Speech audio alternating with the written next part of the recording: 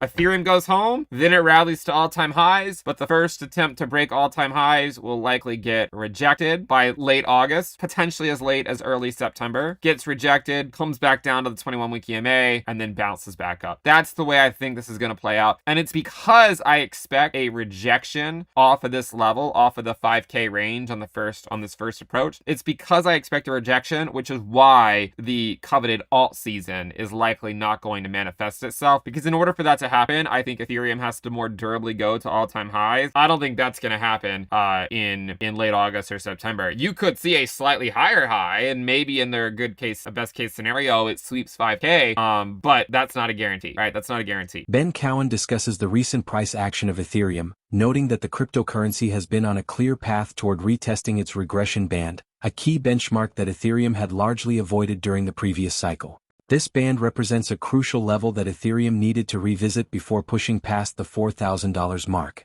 Once ETH touched that level in April, it rallied up to $4,000, setting the stage for further potential gains. Cowen's forecast suggests that Ethereum might make one final push to sweep its previous all-time highs before encountering a correction, likely around September. While there's a chance the market could deviate from this expectation, the current momentum signals a possible dip in the coming weeks, possibly extending into October. Despite this, Cowen maintains that the possibility remains for Ethereum to push higher once more before facing any pullback. He sees this final push as a potential divergence before a more significant correction takes place. If the anticipated pullback occurs, it could coincide with a visit to the 21-week exponential moving average in late September, which could act as a support level, setting Ethereum up for another potential uptrend afterward. Alternatively, the dip could align with the early August low, and if that happens, Ethereum might bounce back quickly to continue its upward trajectory, reinforcing its longer-term bullish outlook. If you found value in this breakdown, please hit the like button, subscribe, and share it with other investors who are paying attention. We're here to keep bringing you sharp analysis and voices that actually understand what's unfolding. Thanks for watching. So basically,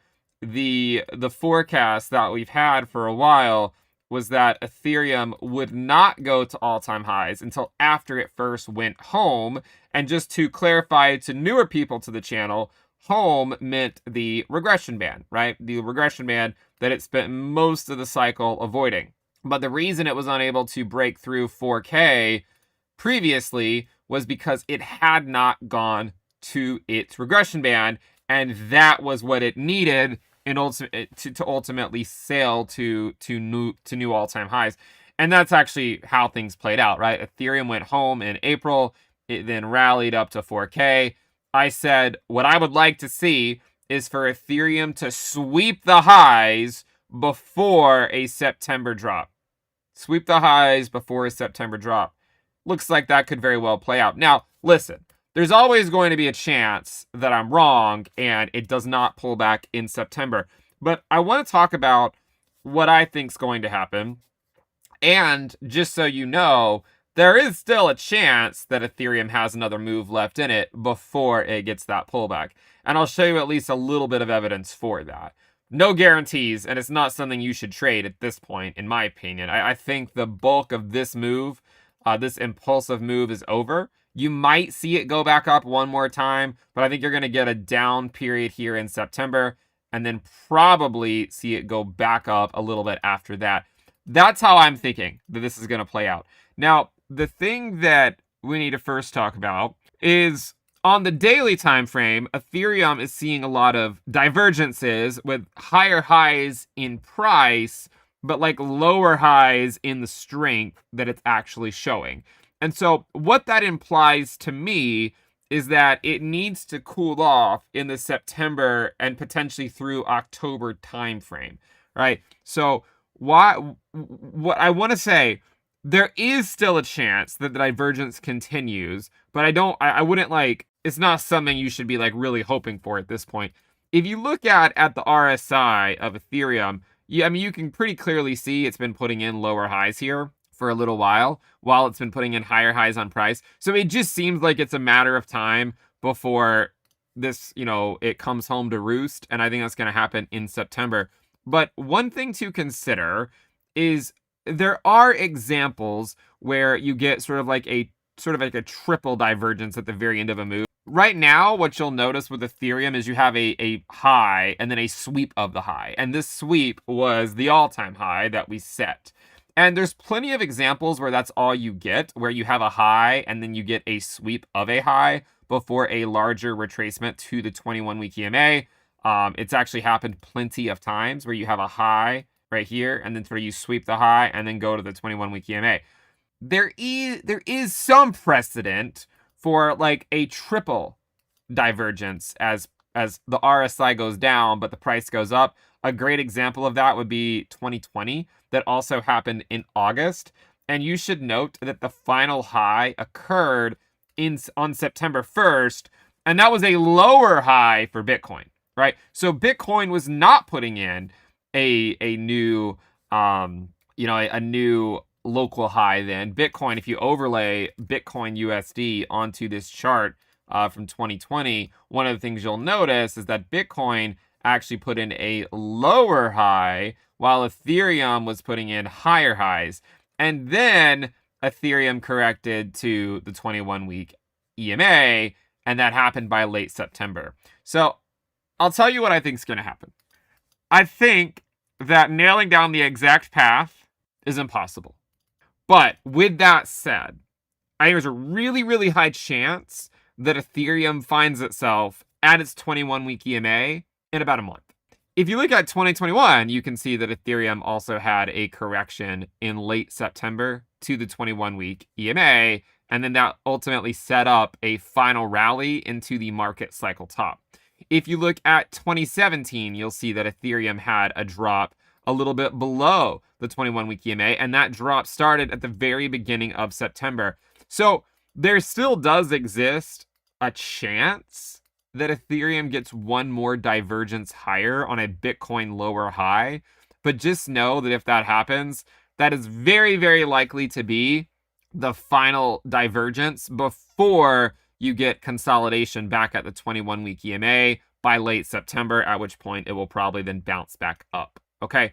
And it might even correspond to like sweeping the low that we had here in early August. Ben Cowen suggests that, when looking at the ETH/BTC ratio, Ethereum's outperformance against Bitcoin could slow down in the coming months. While ETH has had a strong run relative to BTC, Cowen believes there's a chance that Ethereum's outperformance may cool off a bit, with a potential higher low forming around late October. After this cooling off period, Ethereum could attempt another push higher as market conditions stabilize. One of the key challenges Ethereum faces is resistance in the $5,000 range, which could prevent an immediate move to new all-time highs. This level of resistance suggests that an alt season, where altcoins rally across the board, is unlikely to occur just yet. Cowen expects that after Ethereum experiences a correction to the 21-week exponential moving average, it will likely enter a phase of consolidation. During this consolidation period, Ethereum's price could stabilize before eventually bouncing back to new all-time highs later on. This implies that Ethereum's journey to the next major leg up won't be a quick one, and patience will be key for investors. For Cowen, the market should not expect a rapid rally until after this correction and consolidation phase plays out.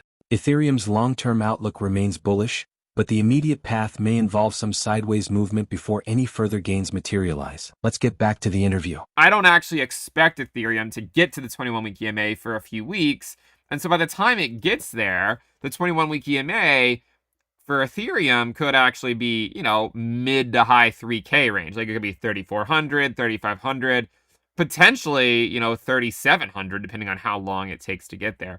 So the way I think this is going to play out for Ethereum, it's had one hell of a rally, right? Like, let's not discount the rally that it's already had. One hell of a rally, and we knew that was going to happen after it went home.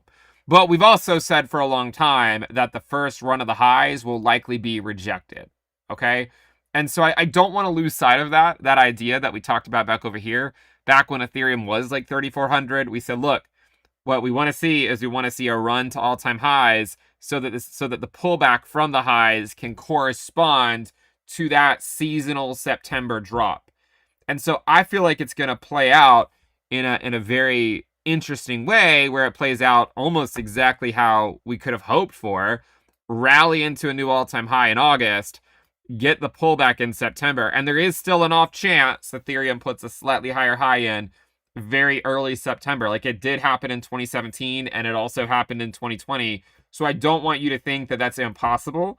But the argument, though, is that whether Ethereum puts in a slightly new higher high or not, it's likely going to get rejected at these levels before, somewhere up here, before returning to the 21-week EMA and then bouncing back up, right? That is the path I think that it's going to take.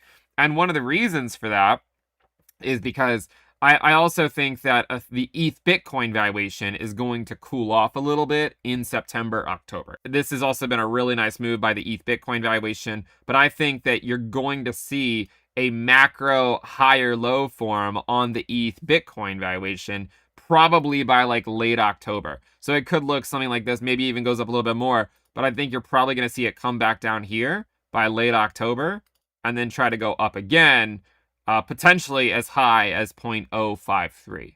So that's what I'm watching for. That's the most likely outcome in my mind.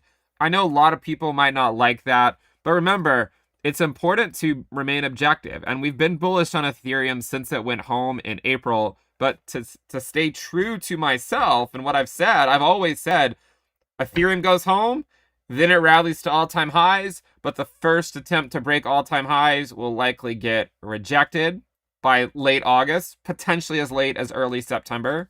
Gets rejected, comes back down to the 21-week EMA, and then bounces back up. That's the way I think this is going to play out. And it's because I expect a rejection off of this level, off of the 5K range on this first approach.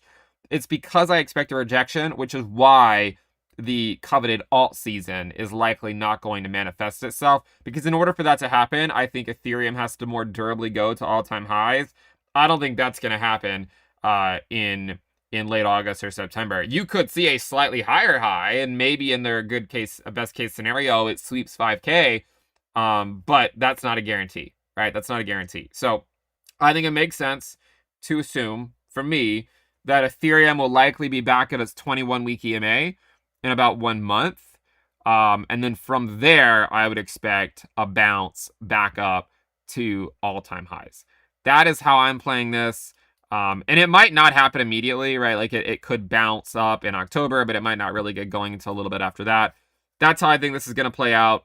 Go back to the 21-week EMA, consolidate a little bit, and then head back up after checking in with the bull market support band. Ethereum is currently trading at $4,392, having recently surpassed its 2021 all-time high. While technical indicators are offering mixed signals, the primary driver of Ethereum's bullish momentum is the increasing demand from institutional investors. Ethereum's historic breakout above its previous all-time high occurred on August 24th, when the price surged to $4,945.60, pushing its market capitalization toward the $600 billion milestone for the first time in its history. This rally was ignited by institutional optimism and a wave of increased investment as Ethereum solidified its position as the foundation for both decentralized finance and Web3 applications. The rally gained significant steam on August 22nd, when Ethereum soared by 15% intraday, entering new all-time high territory. This breakout has confirmed the growing confidence in Ethereum's long-term potential, both as a financial infrastructure for digital assets and as the cornerstone for a decentralized future.